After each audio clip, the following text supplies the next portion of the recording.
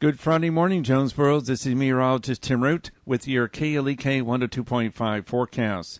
It'll be partly to mostly sunny today. High temperature 75 to 82. Southeast wind 5 to 10. Light winds tonight, partly to mostly clear, 55 to 62. Mostly sunny Saturday, mostly sunny Sunday. 75 to 80 Saturday, 80 to 85 on Sunday. Saturday night, mostly clear, about 55 to 60. Jonesboro, that's your KLEK 102.5 FM weather. From Feature Story News in London, I'm Ollie Barrett. The first vote is due from a Senate committee over Brett Kavanaugh's nomination to the US Supreme Court. President Vladimir Putin's press secretary says 2 men accused of the Salisbury poisoning are civilians, despite a website identifying one as a decorated military intelligence officer. The Italian government's agreed a budget which is set to put it on a collision course with the European Union. And the Ryder Cup is underway in Paris between the United States and Europe. It's 9:01. Community Conversations is brought to you by Arkansas Early Learning, offering no-cost childcare in Jonesboro and Northeast Arkansas. Applications at arearlylearning.org. Arkansas Early Learning is a nonprofit organization. KLEK LP Jonesboro, the voice of Arkansas Minority Advocacy Council. It's now time for Community Conversations, a program focusing on the people working to make the Jonesboro community a better place, while offering viewpoints from all sides of the issues. The views expressed in this program are those of the participants and do not necessarily reflect the views of KLEK 102.5 FM, the voice of Arkansas Minority Advocacy Council, or our underwriters or sponsors. Good morning, everyone, and happy Friday to you. I hope that you're having a great start to your day. You're tuned in to Community Conversations on KLEK 102.5 FM. I'm your host, Kobila Jones, along with station manager LaGanzie, Kale. Good morning. And our very special guest today is Dr. Bhavesh Joshi from from New York, NYIT, on the campus of Arkansas State University. There we go. Yeah. Good morning to everyone out there. Want to give a shout out to United Way. Today is the United Way Day of Caring. I want to give a shout out to our volunteers that are here and everyone that is around the community helping all the nonprofits. And of course, if you hear a bunch of hammers and nails going on during the broadcast, that's the volunteers there kind of doing some work as we continue to retool the studio to create a better experience for you. All right, so today's show is one of our, what I call Beyond the Ribbon, and it's bringing awareness to a health issue that plagues a lot of men across the world. Today we're going to be talking about prostate cancer. This is the awareness month for it. If you have a man in your life, please encourage them to go get checked out. What is the age that you would recommend, Dr. Joshi, that men start getting prostate checks? Usually around the age of 50, when they start doing colon cancer screening as well, because of just the proximity of when you get colon cancer screening, you can also do prostate screening to get at least something started, and then from that point on, usually at the age of 65, then we really start to monitor prostate and prostate health a little bit more closely. All right, so before we get into the signs and symptoms of something could be wrong with the prostate, tell us exactly what the prostate is and what function it serves. So the prostate is a male organ. It is found in our lower pelvis, and it's a walnut-shaped organ, and its primary role is during reproduction, and it helps provide some nutrients and some nutrition to the semen, so for fertilization, for that process. So it's primarily used during the early stages of life, and then as we get older, it's not utilized as much, and that's when we start to find, as we get older, to have some prostate issues. Okay. Has there been any cases of men under 50 or even under 40 experiencing prostate cancer? There are, and when you look at some of their risk factors, they've got a number of positive risk factors, and that increases your risk and increases the propensity of a disease process like that. We also take a strong look into family history as well, because there is a genetic component that could also increase your risk at an earlier age. Okay. LaGanzie?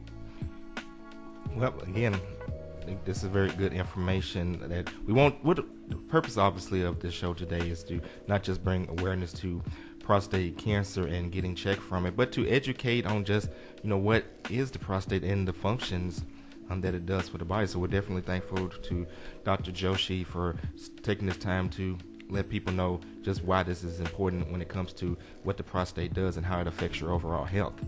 So let's go ahead and get into some of the risk factors that are associated with prostate cancer. Sure. Probably one of the biggest modifiable risk factors is tobacco use or smoking, chew, dip, all those tobacco products. When used, it increases your risk. So when you think about how to smoke, especially smoking, how does smoking affect the prostate when it's in a totally different part of the body? Well, when you're smoking, you're inhaling all the nicotine and all the products there, and as that gets processed through your lungs, it gets into your bloodstream, and then from the bloodstream it goes into your kidneys as it's filtered as a waste product then. And then as it's filtered through the kidneys, it passes by down and towards the bladder by the prostate. So there are some studies that have shown that, yes, because of the close proximity, it becomes a seeding or breeding ground for some abnormal cells, and the tobacco use does increase the propensity for prostate cancer. Okay, so what about family history? We know some other cancers, are linked to genetics. Is prostate cancer one of those? It has become more and more evident that prostate cancer does have a genetic component. If there were males in your family that had prostate cancer, and we're looking at either side, either your mom's or your dad's side, we strongly encourage our patients to get screened and checked early. Okay. I do want to say though, there's a screening. There's the physical exam screening, which is part of the rectal exam, and it's particularly sensitive, and not a lot of males. They hate it. They don't. It is an important aspect of the physical exam, and it is an important aspect of screening, because we're not just treating your numbers. Okay. We need to know what's going on as well, and we try to be respectful, try to be sensitive to that, and it is important, especially if you've got a family history. Which definitely applied in my case. My father passed away from prostate cancer, and my father was one of 18, and I think there was split 9 males and 9 females, and all of his brothers also died from it. So, in my case, there is an extensive history of prostate cancer, so I would be considered someone who is high risk. So for someone like me, it becomes even more important to get checked, because not only of the family history, but knowing that pretty much everyone in my family that caught it died from it. Right, and that's the hardest part about prostate cancer, is that it's if you have, there are different varying degrees of prostatitis, which is that inflammation and infection of the prostate. But then once you start getting into, the prostate starts to swell, starts to get bigger, we start wondering, is this precancerous, or is this a cancerous lesion? And that's where the physical exam comes in and really does help. If we're able to pick that up, then we can start getting the blood work and start getting the ultrasounds and start getting all of the other testing that we need to. But if we don't have if we don't have that moment, we're like, oh yeah, okay. Then. Well, getting into the testing part, the past couple of times that I've gotten mine checked, they actually did a blood test. In fact, I remember the first time they did the blood test, I was at the doctor's office. I'm anticipating the physical exam, and of course, all that comes with it. And the nurse breaks out a needle, and I'm like, "What's this?" Oh, we don't have to do that. It's only if we find something. We're just gonna draw some blood, and if the blood is fine, then you're good till your next check. And of course, that's how they did it. And luckily, past 2 times, in fact, I just had mine checked about 2 to 3 weeks ago, and the results were good. That's awesome. We got a Facebook comment from I'm sorry, I cannot pronounce the first name, but I believe it's Bharatkumar, Joshi. I'm guessing that's a relative of yours. Says that's our That's boy. my dad. That's your dad as well. Mr. Joshi, thank you. Mr. Joshi says that's our boy, proud of you. And of course, if you have a question or a comment, you can give us a call at 870-277-1080, or you can leave your questions and your comments on our Facebook live feed. Dr. Joshi, the question I want to ask you is, as far as like, why is it so important to catch it early? Like if someone gets their prostate checked and they do find something, how would it be treated as opposed to if they catch it much later? Because I have, known some people, heard of people who they were able to catch it early and they was able to do some more simple treatments before it got. Then heard of cases where when they caught it, where it was so late, they said, well, there's not really much we can do. Yeah, prostate cancer is one of those disease processes, one of those cancers that if we're able to catch it early, we're able to treat it early. And unfortunately, if we're not able to catch it, screen it, and diagnose it early, it is a spreadable disease. And usually it gets into the lungs and it what we call metastasize, which is essentially the definition of spreading to another organ in the body. And that's where people particularly have the most troubles. When it does get into the lungs, it affects quality of life, affects breathing, and that's when it really hits people hard. Now, when we say catch early, how early can it be caught? I'm going to just use me as an example. So I had a test 3 weeks ago. It's fine. But let's say it starts to develop 3 months from now, but I don't actually have my next check until the same time next year. Has too much time passed for me to be treated? Would it be more recommended to maybe get twice a year instead of one time a year for someone who may be more high risk? Right. The current recommendations by the U.S. Preventative Task Force, which is one of the organizations that looks at all the data and the numbers and makes a recommendation on screening for a lot of the disease processes for the country. They recommend once a year screening. Mm-hmm. And if you are at high risk, then it takes a step up from screening to monitoring. Mm-hmm. So if, for instance, 1 year you had the blood test, and the blood test is called the PSA, and that's a specific prostate-specific antigen, and that checks how much of the prostate hormone essentially is in the bloodstream. Mm-hmm. The more prostate, more PSA in the bloodstream, the higher the chance that something's going on. The prostate is swollen, the prostate is enlarged. Let's monitor that. Mm-hmm.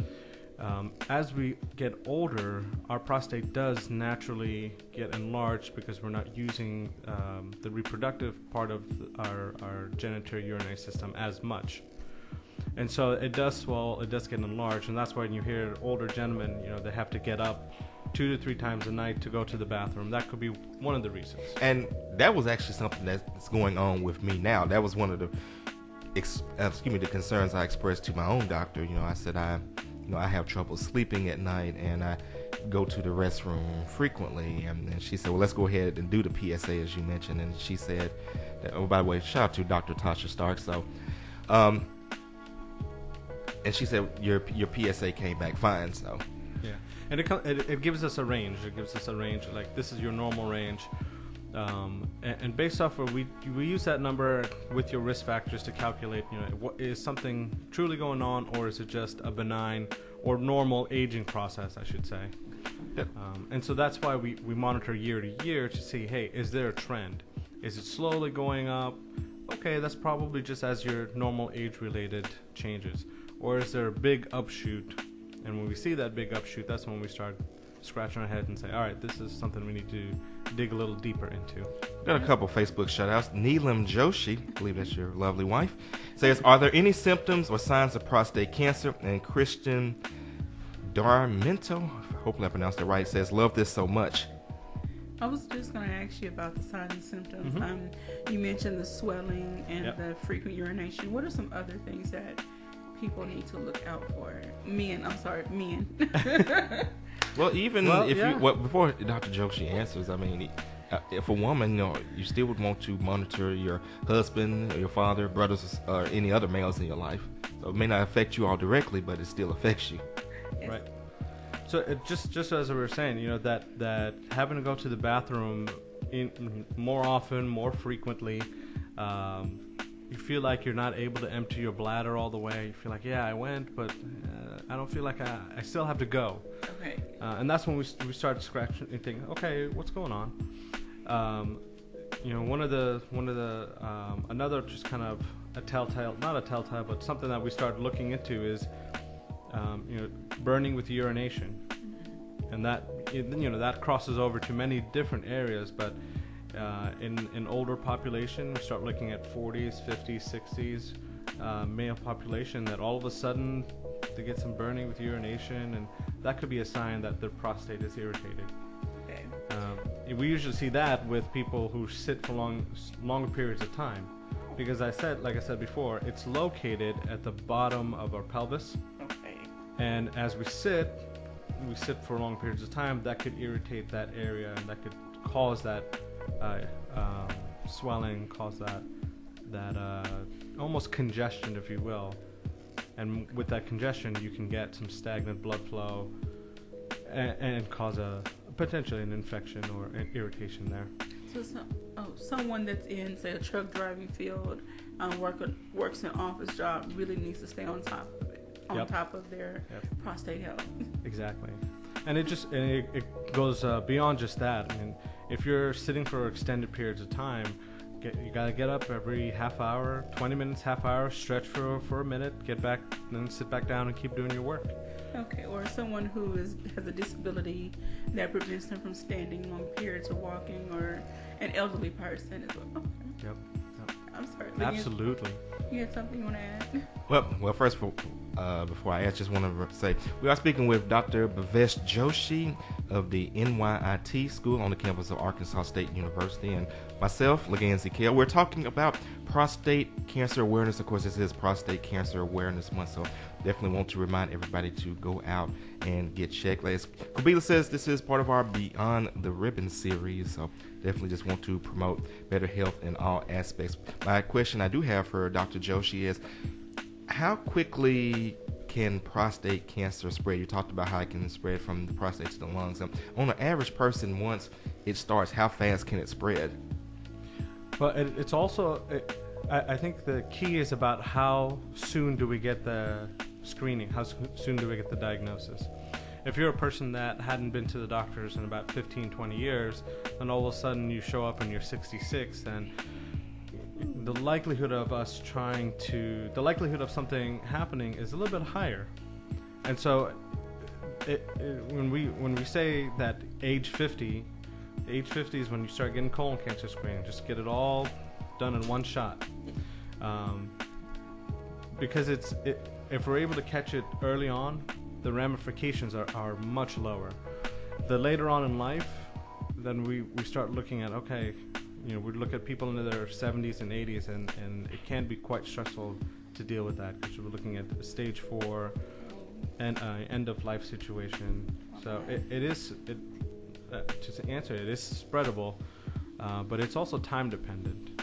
Okay. We've got a question from our Facebook Live feed. This comes from Devin Rubinsky, who says, what can those of us under 50, under 40 do to help prevent issues related to the prostate later in life? That's a great question. Probably as I mentioned before, the number one modifiable risk factor is tobacco use. So if you don't use tobacco, great, you're already ahead of the game. The latest studies show that a diet rich in green leafy vegetables, lean meats, if you start, I'm not saying no to red meat or to dark meat. If you enjoy that, great. I don't want to take that away from you. But you want to have some balance. You want to have some vegetables. You want to have some fruit, fresh green stuff, so that you can have the nutrition from that. And if I can add to that, when I had my appointment with Dr. Stark, she actually had like this plate, and it was a drawing of a plate, and had like half of the plate, and then the other half was divided into two. And she said on the big half, you want to put your vegetable portions there, and on one of the smaller ones, you put your portion of meat, and on your other plate, I think it may have been like your rice or your potatoes, something like that. Yeah, if we give a throwback to Michelle Obama, she had a great plate, an update to the food pyramid, but she put it on the plate. And if you look that up, and you'll see like exactly what you're saying. That's the plate. That's what you want to kind of guide for. Half of your plate is fruits and vegetables, and the other half breaks into your starches, your proteins, and your fats. What I've noticed quite a bit lately is a lot of research has come out, and not that it's new research, but I think more people are becoming more aware that your nutrition is linked to your overall health and well-being. I was thinking and having a conversation with someone several weeks ago about, several years, well, decades back, we didn't hear about a lot of diseases or certain things. Either we just didn't hear about it, they were happening, we didn't hear about it, or they just weren't happening at the rate they're happening now because our diet has changed. We're eating more processed, high sugar, high carb, artificial this and that in our diets now than say probably 40, 50 years ago. Right, and that does have an impact. If you're the more processed foods you have in your diet, you'll have across the board more issues, more health concerns. There is a big push to have people's diets to go from farmhouse to table, and that is shown. The less time in process, the more fresher you get your vegetables, the more basic you use. Instead of getting a loaf of bread, you bake it at home. You start doing those little things, the quality of food you're putting into your system is so much better. All right, so we're going to get ready to take a break, and I want to thank everyone out there that's watching and listening. Please don't forget to give us a call in the studio if you have a question or comment, 870-277-1080, or you can drop us a message on our Facebook Live feed. We're speaking with Dr. Bhavesh Joshi of the NYIT College of Medicine, Osteopathic medicine. Oh, yeah. I'm going to get there right before the end of the day. And our station manager, LaGanzie, Kale. Don't go anywhere. We'll be right back after these announcements.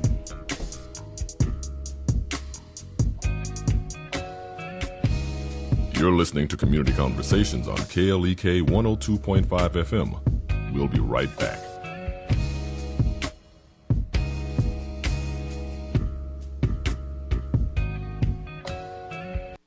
Are you trying to help your child choose a spouse? I'm Mark Merrill with today's Family Minute. In his book, The Sacred Search, author Gary Thomas shares how to teach your children to choose a spouse who they love and also respect. He emphasizes choosing someone with common values and common vision, someone they truly enjoy spending time with. Gary shares that the reward for making a wise marital choice is so tremendous that he doesn't want you to miss it. And the consequences for making a foolish choice can be so painful and lasting that he doesn't want you to experience it. Listen to my podcast interview with Gary at markmerrill.com as we discuss more on how to coach your child to choose the right spouse. Remember, your family first. Want to connect with Mark on Facebook? You can at facebook.com/Mark Merrill. Family Minute is made possible by the Kappa Nu Omega chapter of Alpha Kappa Alpha Sorority Incorporated, a non-profit organization committed to service to all mankind. Kappa Nu Omega Alpha Kappa Alpha on Facebook and KNOMEGA1908.com. Family Minute is brought to you by the Gears Foundation, a non-profit organization providing students with assistance in their academic and career pursuits. Gears Foundation on Facebook, Gears_Inc. on Instagram, and the Gears Foundation at gmail.com. Are you a young woman between the ages of 18 and 29 with the desire to further your education and serve your community? If so, then you may have what it takes to become Miss KLEK. KLEK 102.5 FM will be hosting its very first Miss KLEK scholarship pageant on February 16, 2019. The theme will be Women of Empowerment. The grand prize winner will receive $1,000 toward her education at any four-year university, community college, or trade school in the Northeast Arkansas area. Contestants must be enrolled in school for 2019 in order to be eligible to participate in competition. If you think you have what it takes to be Miss KLEK, then fill out the registration form online at klekfm.org or stop by 1411 Franklin Street here in Jonesboro to pick up an application. An unrefundable $25 application fee must be returned with the application. For more information about the Miss KLEK Scholarship Pageant, visit klekfm.org or the official Miss KLEK Scholarship Pageant page by searching at Miss KLEK on Facebook. If you are a woman ready to empower and impact the community you live in, sign up to become the first ever Miss KLEK. Please note, the registration deadline for this event has been extended to October 12th, 2018. KLEK thanks CJ Pepper and the staff of Life Strategies Counseling Incorporated for helping people through hard times in life such as depression, family issues, stress, abuse, and more. They offer counseling and therapy for all ages, individuals, families, and groups. They are located at 1217 Stone Street. Phone number 1-866-972-1268 or online at lscihelp.com. House of Details, located at 3217 Herb Street, Suite C, is a proud supporter of KLEK, offering detailing on any type of vehicle. Waxing, clear coat protection, basic wash, hand wash, shampoo, interior cleaning, buffering, headlight restoration, pickup, delivery, and more. With a motto of, anything mean, we can clean. Details available via Quentin Bogard at 870-273-5187. House of Details on Facebook and houseofdetailsjonesboro.com.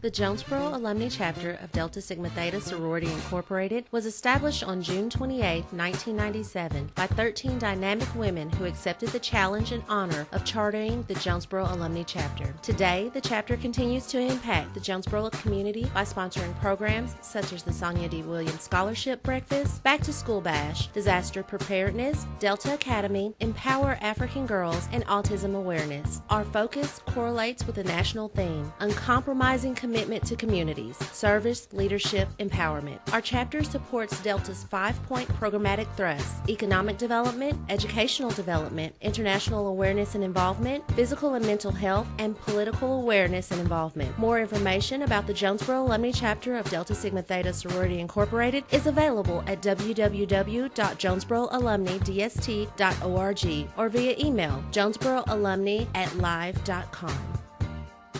And now back to Community Conversations on KLEK 102.5 FM. All right, welcome back to Community Conversations on KLEK 102.5 FM.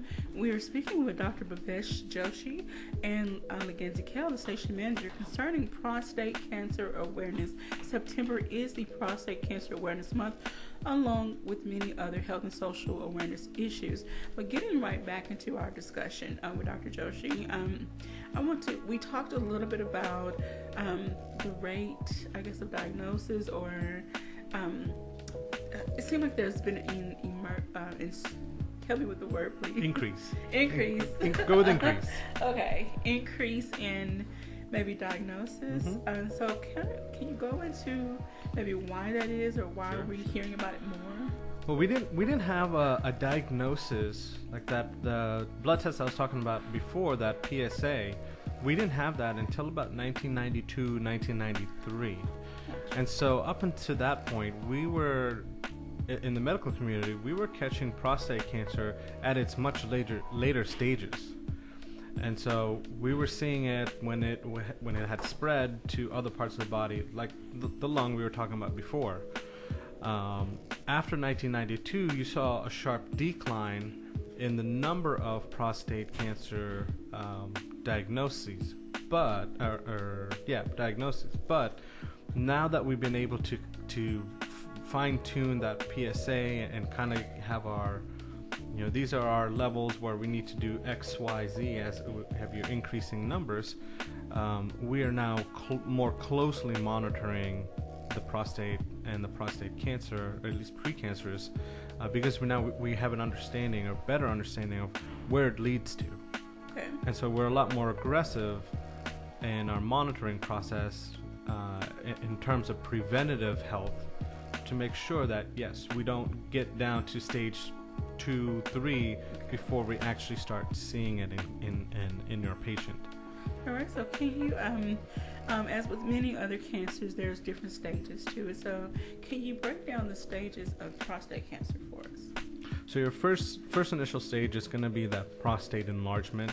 The medical term for that would be hypertrophy, hyper being larger, trophy being just Latin for, I think, tissue or tissue process. Okay. So then you have that enlargement, and that's when you'll start seeing maybe some slow increase in that PSA numbers.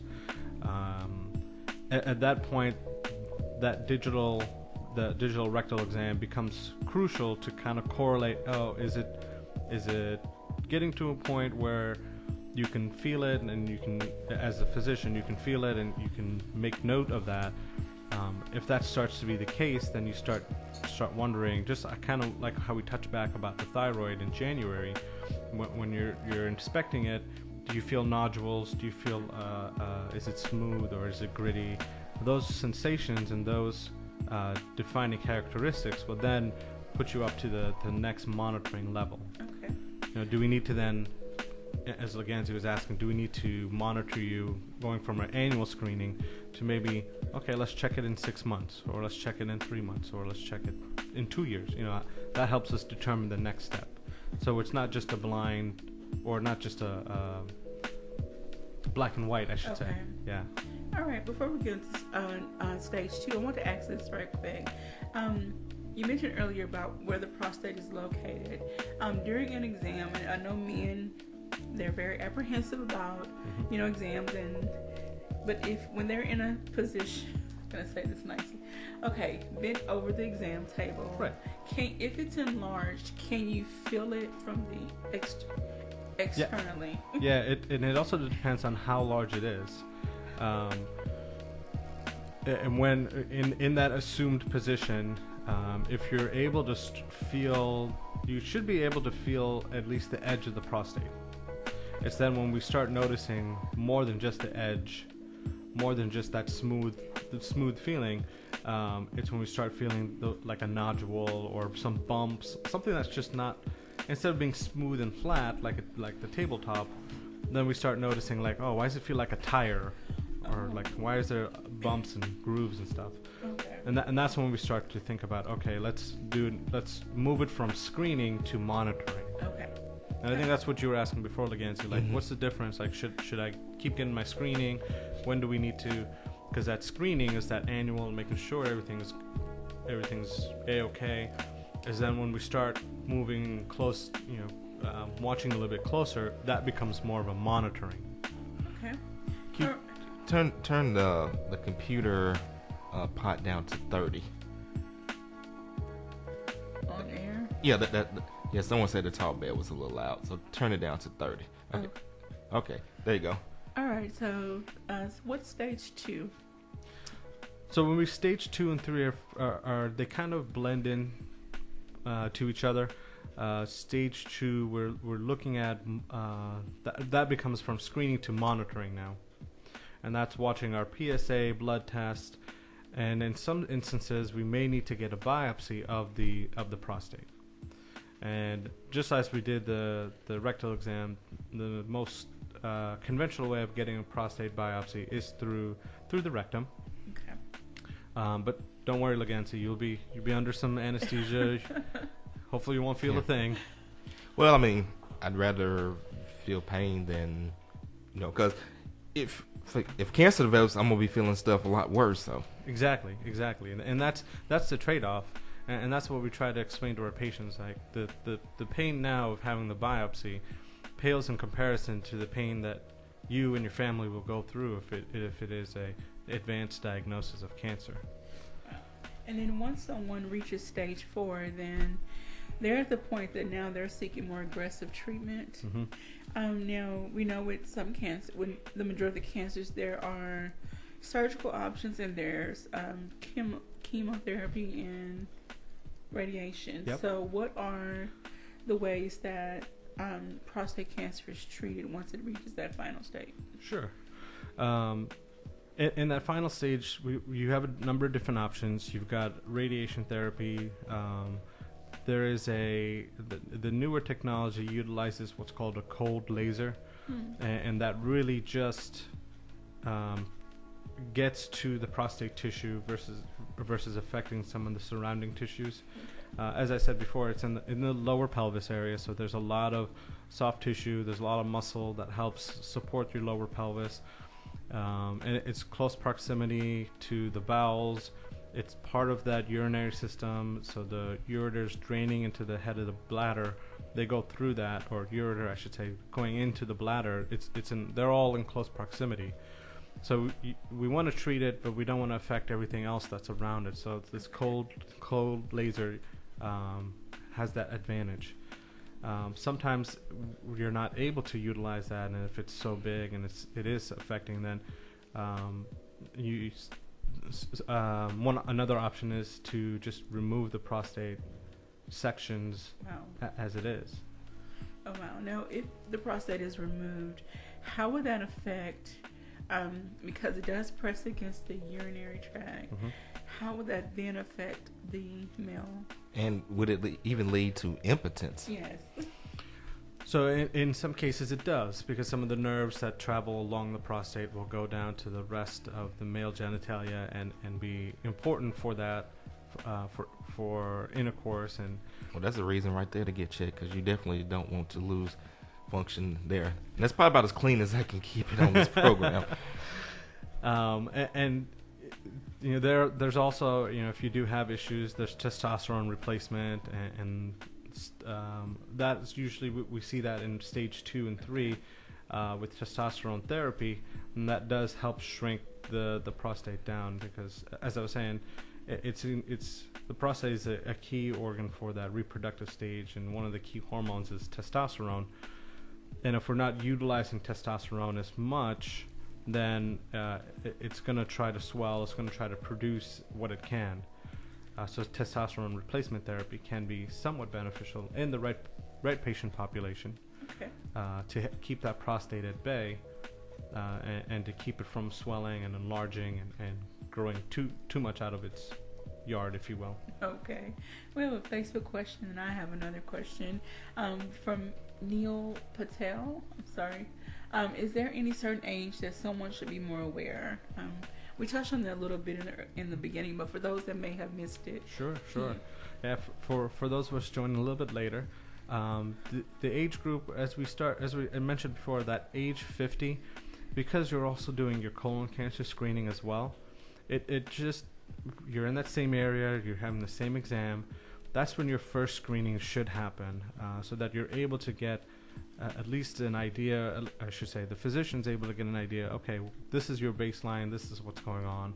You may or may not do blood work at that point, but at least just seeing the prostate is enlarged at that moment, that can start that conversation. I think the key for that is to have a primary care physician that you trust and that you go to on a regular basis. I think it's something we talked about before as well, and how you know, a lot of people start doctor jumping back and forth, and it's fine. You know, you'd want to have a physician that you can be able to get to, that you feel comfortable with, and I think that's the most important thing, is to be able to have that, because then as you get later on in life, it becomes not so much of a doctor-patient relationship, but it becomes a doctor-family, because then what goes on with you affects your loved ones around you. Yes, sir. All right, okay. Now I have two questions. Sure. All right, so we know that with women, well, I know because I do more research on women, if we contract STDs, STIs, they can have an overall effect on our reproductive system and our body in general. So the same question applies to males. If men have a high rate of STDs, STIs, can it affect their prostate health?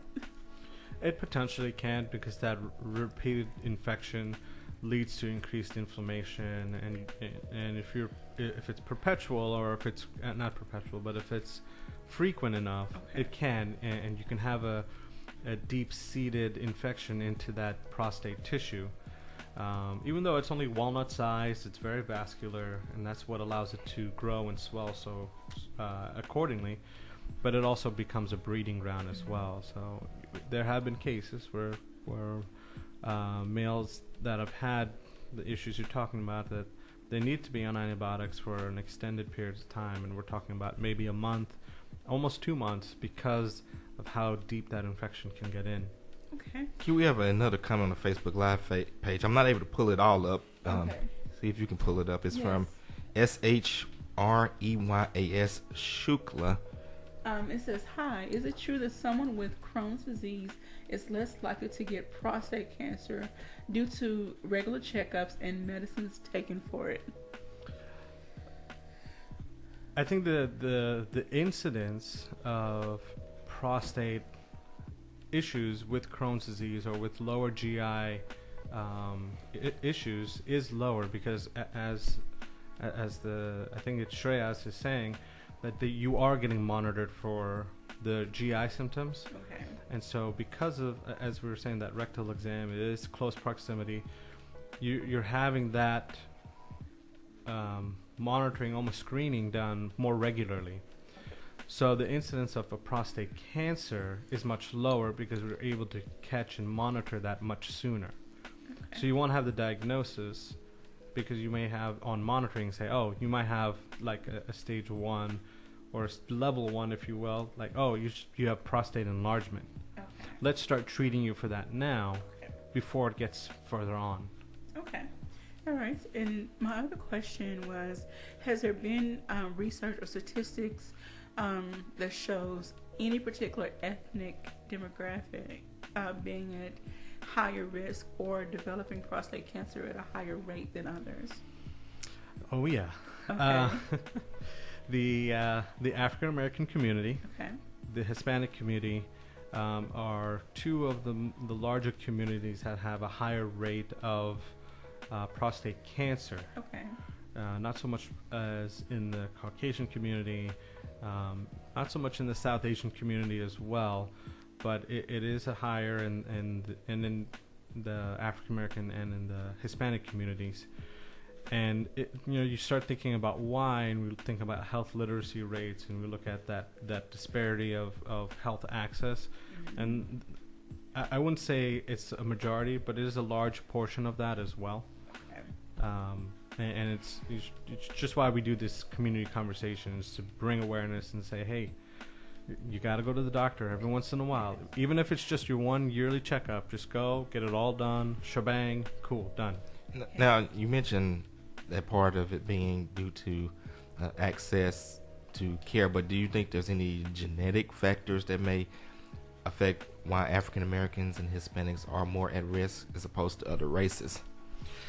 Off of what I was restudying and refreshing for today's show, I couldn't come across anything genetically, and I might have missed it, and I'll just say it, to be honest with that.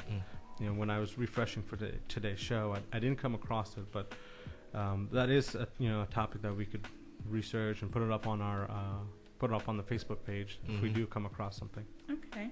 We have a question from Mr. Grant Patterson, and I think we just kind of covered that. He says, looking and sounding great, Dr. Joshi. Are there certain populations that have a higher incidence of prostate cancer due to barriers to access of care? And you just covered that.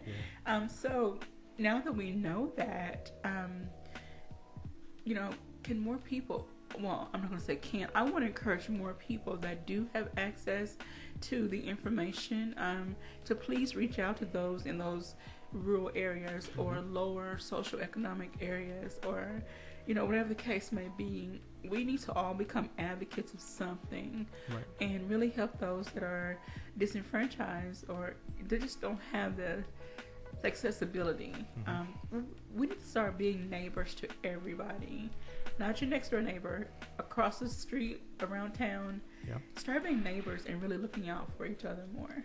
And we have a program at the med school that we're partnering with the University St. Bernard's and the University of Arkansas Medical School. Okay. With that Delta Caravan, and so we have a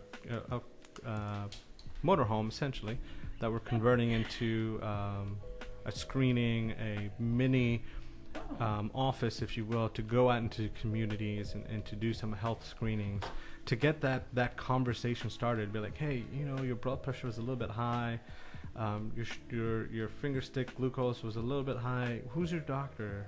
Let's get you linked up with somebody and get you taken care of in the next couple of days. Right. Got a Facebook shout out to Andre Watson, who says, enjoy my show on the ride to work. And Andre Watson is a member of the Mu Omicron Lambda chapter of Alpha Phi Alpha Fraternity Incorporated, and I am as well. And this is one of the initiatives that Alpha Phi Alpha is doing for the month of September. It's called Black and Gold Goes Blue, and of course members of Alpha Phi Alpha all throughout the country are bringing awareness to it. And this is kind of like my contribution to it as well, and our chapter by requesting to do this show. So just want to shout out all of my brothers of Alpha Phi Alpha Fraternity Incorporated. All right, so I want to go back a little bit to the Delta. You said Delta Care. Mm-hmm. Is it Caravan or just Caravan? Right now it's Caravan. Okay. But we're playing with some letters and some names right now. Okay. Now this seems like a project that the social work students could also get involved in, because social workers are located all over the medical field to provide that key components, extra level of not necessarily care, but that case management side of helping the patients navigate their resources and options when it comes to their health care. So I would love to see the social work students get involved. Oh, they are. We've got them from the university. They're getting involved, and they when we go out into communities, we take a team. Okay. We'll take a team of faculty from both, not both, but from all avenues, all those 4 avenues, from the med school, from the UMAMS, from the university, and from the from St. Bernard's as well. I was like, wait, who am I missing?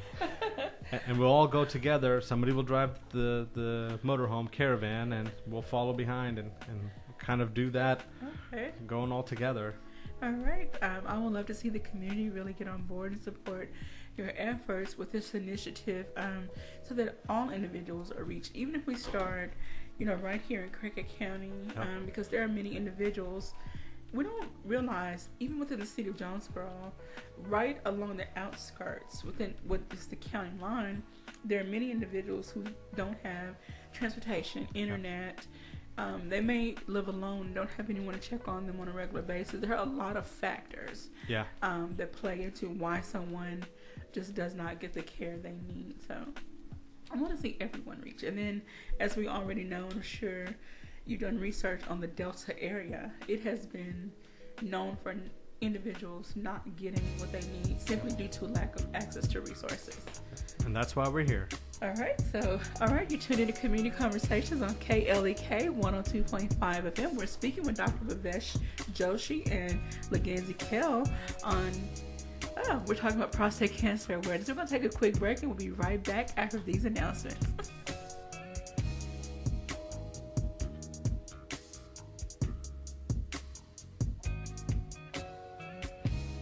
You're listening to Community Conversations on KLEK 102.5 FM. We'll be right back.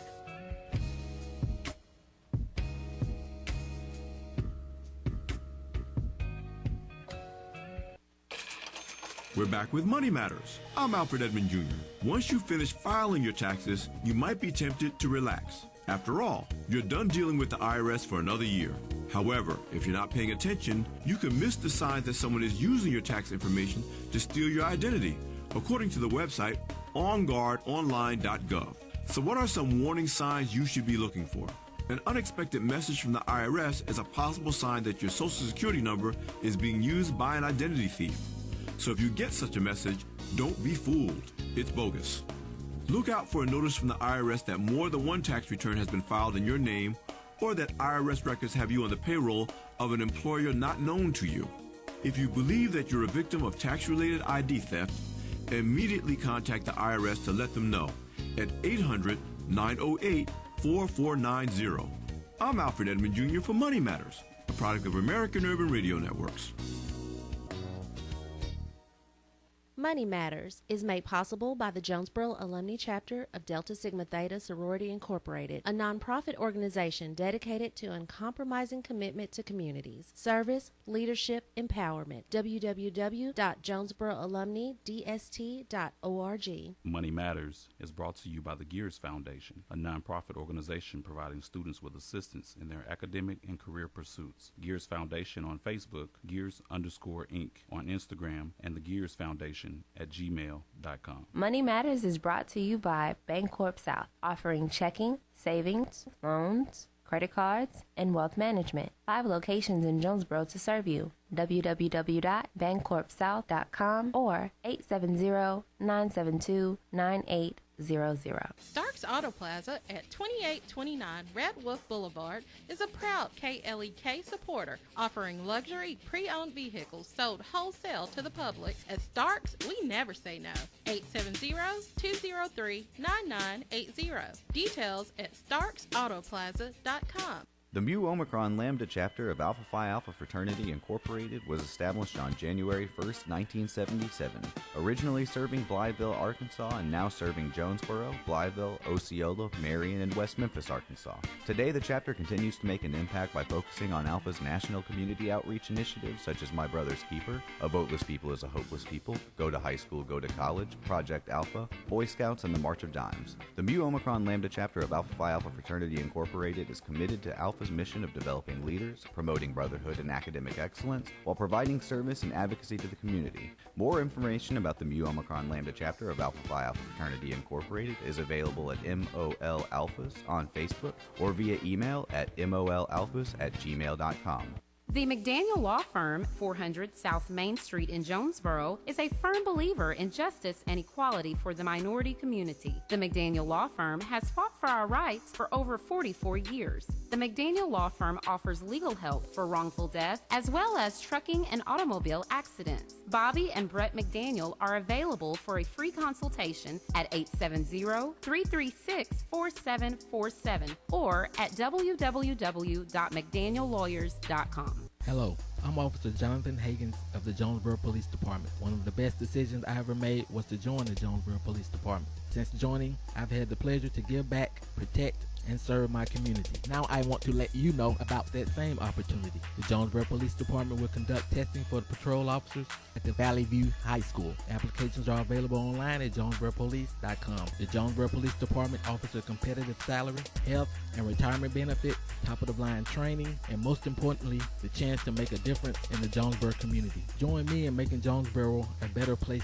The Jonesboro Police Department is an equal opportunity employer, and women and minorities are especially encouraged to apply. More information, 870-935-5657. Applications are being accepted.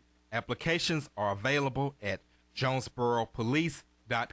The key to making this station even better could be parked in your driveway right now. Donate your old car to us. You'll get a tax deduction, and we'll tow it away for free. Go to klekfm.org for more information.